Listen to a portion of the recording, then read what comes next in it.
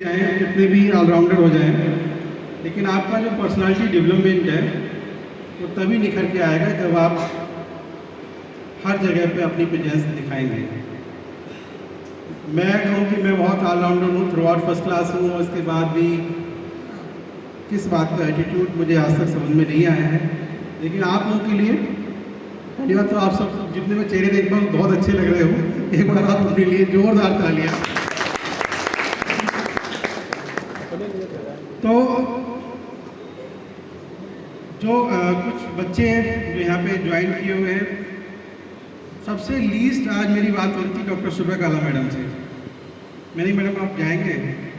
बोले कि सर आप तो जरूर जाओगे। उन्होंने बड़े हंसते हुए कहा जो सर आप तो कंफर्म जाओगे। तो मैं ड्रेस ऐसे पहने हुए था, मतलब ठीक ठाक जैकेट पहने हुए थे। तो बोले तुम तैयार होकर आए हो, तुम्हें जाना है मुझे लग रहा है। नहीं मैडम मैं देखता हूँ, मैंने कुछ नहीं बोला उनको। 1 बजे की बात, 1:30 बजे की बात है ये।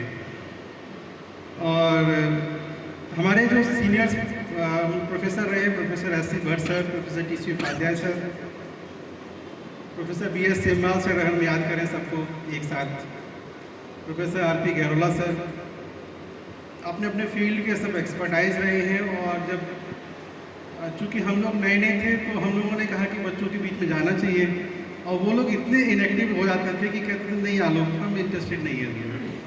तो हमने एक दिन पूछ ही लिया, भट्ट सर शायद आप लोग मिले भी होंगे, प्रोफेसर एस.सी. भट्ट सर से। मैंने कहा सर आप क्यों नहीं जाते हैं? तो बोले आलोक ऐसा ना बच्चे थोड़ा अनकंफर्टेबल फील होते हैं, क्योंकि वो ड्रेसेस पहन के आते हैं, साड़ी में आते हैं, तो थोड़ा सा उनको हम लोगों को देख करके थोड़ा कंफर्ट फील नहीं होता, इसलिए हम जो है नहीं जाते हैं। तो प्रोफेसर के.जी. पुरोहित सर, डॉक्टर सुब्रा काला मैडम, डॉक्टर मीरा मैडम, फिर हम लोग कई बार गए। अब धीरे धीरे सब अपने अपने में बिजी हो गए। फिर हम लोग कभी ऐसा नहीं हो पाया कि हम ज्वाइंटली सारे फैकल्टी मेंबर्स एक साथ आए। सबके अपने अपने वो हैं रीजन्स हैं, क्यों नहीं आए। यहाँ पर मेरी जो अनफॉर्चुनेट कहा जाएगा, मेरा फर्स्ट सेमेस्टर में इंटरेक्शन होता है आप लोगों से, जो आपके सीनियर्स हैं। सीधे फिर डायरेक्ट मेरी एंट्री होती है 4th सेमेस्टर में। ऐसे ही जो आपके जूनियर्स बैठे हुए हैं, मेरी अभी एंट्री होगी, सीधे आपको मैं 4th सेमेस्टर मिलूँगा। तो बीच में जो गैप होता है वो बहुत मेरे लिए लेकुना टाइप का रहता है कि उसमें हम कोई इंटरेक्शन हमारा नहीं हो पाता। और जितनी भी स्कीम्स हमारे पास रहती हैं, बहुत कुछ हम अपने बच्चों को करना चाहते हैं, लेकिन अनफॉर्चुनेट क्या होता है कि जब हमारा इंटरेक्शन जीरो हो जाता है तो फिर हम अपनी बात को उस तरीके से डिलीवर नहीं कर पाते। एक कॉन्फ्रेंस अभी हुई थी और उसमें हमने चाहा था कि हमारे बच्चे बहुत अच्छे से पार्टिसिपेट करें।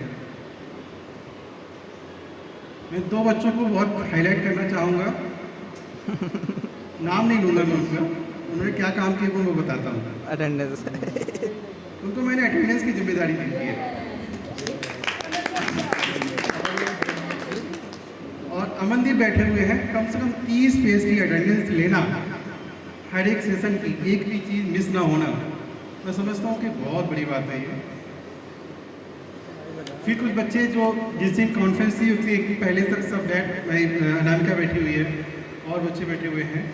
5-6 बच्चे थे जो फिर हमारे साथ बद्रीनाथ गए। अन्य तो फिर तुम क्लास में नहीं आए, फिर आओगे तो बहुत बहुत धन्यवाद, हमारी क्लास धन्य हो जाएगी।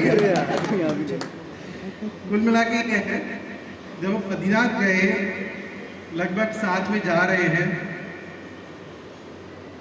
इंटरेक्शन होता है फैकल्टी से, आप डिस्कशन करते हो बहुत सारी चीज़ों का, जो आप क्लास के बाहर भी, वो आपका एक ओवरऑल डेवलपमेंट है वो निकल के आता है। और सेंट्रल यूनिवर्सिटी की फैकल्टी आपके कैरियर बनाने के लिए एक फैकल्टी काफ़ी है। ये बात इसलिए मैं, आप आयुष बैठे हुए रिसर्च स्कॉलर्स, जब भी रिकमेंडेशन की बारी आती है तो आपके टीचर्स ही आपको रिकमेंड करेंगे। और मुझे गर्व होती है, बहुत अच्छा लगता है कि जिसको रिकमेंड करते हैं, मैं या मेरी और फैकल्टी मेंबर्स, सभी का सिलेक्शन कहीं ना कहीं होता है।